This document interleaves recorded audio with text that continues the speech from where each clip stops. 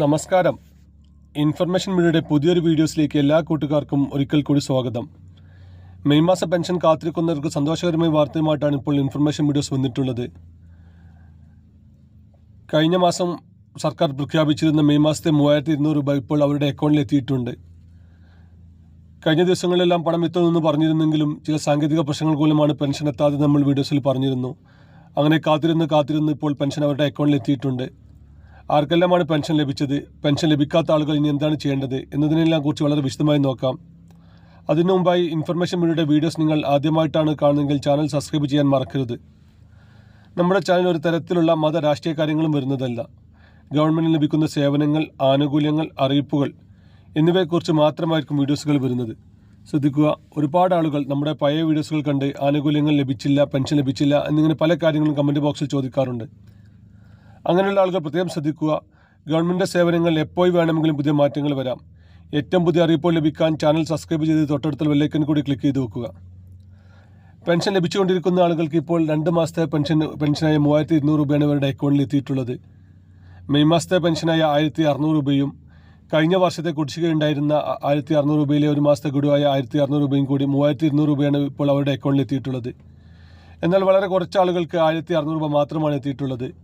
അവർക്ക് പുതിയ പെൻഷൻ അപേക്ഷിച്ച ആളുകളാണ് അവർക്ക് പ്രത്യേകിച്ച് കുടിശ്ശികയൊന്നുമില്ലാത്തത് കൊണ്ടാണ് 1600 രൂപ ലഭിച്ചത്.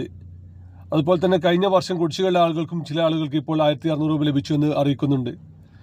അവർ കഴിഞ്ഞ വർഷം മസ്റ്റിംഗ് പൂർത്തിയാക്കാത്തത് കൊണ്ടോ മറ്റെന്തെങ്കിലും കാരണം കൊണ്ടോ പെൻഷൻ പുറത്തായിട്ടുണ്ടാകും.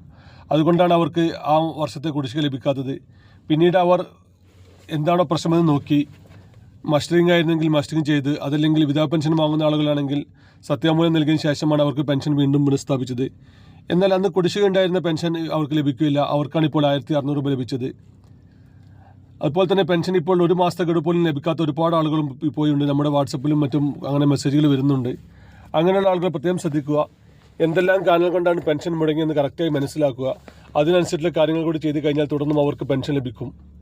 അതുപോലെ തന്നെ 2025 പെൻഷൻ മസ്റ്ററിങ്ങിൻ്റെ തീയതി ഇപ്പോൾ സർക്കാർ പ്രഖ്യാപിച്ചിട്ടുണ്ട്. ജൂൺ മാസം 25-ാം തീയതിയാണ് മസ്റ്ററിങ് തുടങ്ങുക. ഒരു മാസമോ അല്ലെങ്കിൽ 40 ദിവസം മാത്രമായിരിക്കും അതിന് കാലാവധി ഉണ്ടായിരിക്കുക. അതിന് മുന്നോടിയായി തന്നെ എല്ലാ ആളുകളും പെൻഷൻ ലഭിക്കുന്ന വിധവാ പെൻഷൻ, വാർദ്ധക്യ പെൻഷൻ, സാമൂഹ്യ സുരക്ഷാ പെൻഷൻ ലഭിക്കുന്ന മുഴുവൻ ആളുകളും നിർബന്ധമായിട്ടും മസ്റ്ററിങ് പൂർത്തിയാക്കുക. മസ്റ്ററിങ് പൂർത്തിയാക്കാത്ത ഒരാൾക്കും പിന്നീട് പെൻഷൻ ലഭിക്കുകയില്ല. നിർബന്ധമായിട്ട് ഈ കാര്യങ്ങൾ ശ്രദ്ധിക്കുക. അതുപോലെ തന്നെ ആധാർ കാർഡിൽ എന്തെങ്കിലും രൂപത്തിലുള്ള പ്രശ്നങ്ങളുണ്ടെങ്കിൽ ഡേറ്റ് ഓഫ് ബർത്തോ, പേര് അല്ലെങ്കിൽ ഫോൺ നമ്പറുകളെല്ലാം എന്തെല്ലാം പ്രശ്നങ്ങൾ മുൻകൂട്ടി തന്നെ തയ്യാറാക്കി വെക്കുക.